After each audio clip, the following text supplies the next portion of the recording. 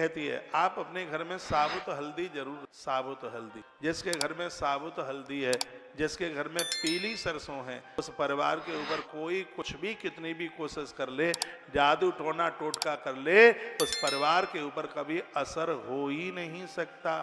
ये साबुत हल्दी का प्रभाव, गृह प्रवेश कर रहे हैं, साबुत सुपारी साबुत हल्दी जमीन में जरूर लगाइएगा। पूजा में बैठे हैं, आपकी ननद गठजोरा कर रही है तो उसमें सुपारी और एक सिक्का और साबुत हल्दी जरूर, पूजा में कोई विवधानी ही नहीं आएगा। साबुत हल्दी की इतनी बड़ी महिमा है। लेकिन आप तो इतने आलसी हो गए हैं, 20 साल से आपके घर में ना साबुत नमक आया ना साबुत हल्दी आई आपके। नहीं तो पहले बोरा साबुत नमक वाला आता था, हमारी सीधी भाषा में कहते थे ठाड़ा नमक आया है। लेकिन अब आप तो भैया इतने बड़े लोग हो गए हैं, वही पॉलीथिन पैक बंद करने वाला आप साबुत नमक। मैंने पढ़ा है घर में सूप, घर में सिल लुड़िया, घर में खल्लड़, ये सब मत्स्य पुराण में लिखे हैं। ये वास्तु दोष को समाप्त करते हैं। घर में सूप इतना प्रभावशाली है।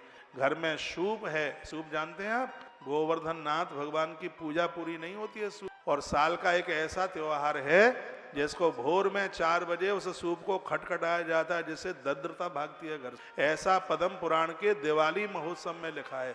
मैं बिना प्रमाण के बात नहीं करता कोई।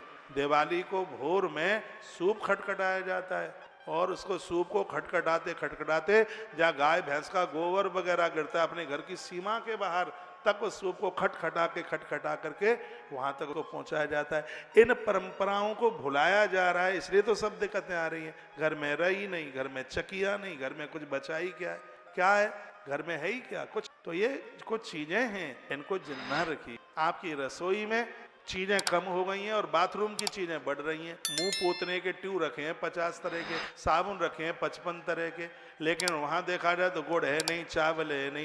ऐसा लग रहा है कि महाराज दरिद्री पैदा हो गए हैं इस घर में।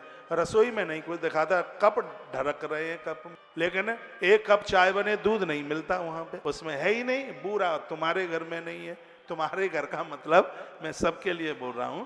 तो अपने रसोई का डेवलपमेंट कीजिए, रसोई की चीजें बढ़ाइए, रसोई के खर्चे बढ़ाइए और बाथरूम के खर्चे कम कीजिए, ये लीपा पोती के खर्चे कम कीजिए। बच्चों को दूध दीजिए, छाछ दीजिए। छाछ पीने से पाइल्स खत्म होता है। खूनी बवासीर, बादी बवासीर कौन सा भी क्यों न हो, यदि छाछ में नमक डाल के और नारियल की जटाओं की राख घोलकर उसको आप पीते हो, 3 दिन में ये बीमारी खत्म होती है, जड़ से समाप्त हो। ये चीजें लेनी चाहिए, वो तो आप लेते हैं। एक कटोरी जीरा अजवाइन डाल करके, अब मौसम बढ़िया आ रहा है, दही लीजिएगा आप, ऐसे साहब कैल्शियम की पूर्ति हो जाएगी। ये जो करने के लायक काम है वो तो आप करते नहीं है। चाउमीन खाते हैं, चाउमीन। बोलो बांके बिहारी लाल की जय, श्री हनुमान जी महाराज की जय, आज के आनंद की जय जय।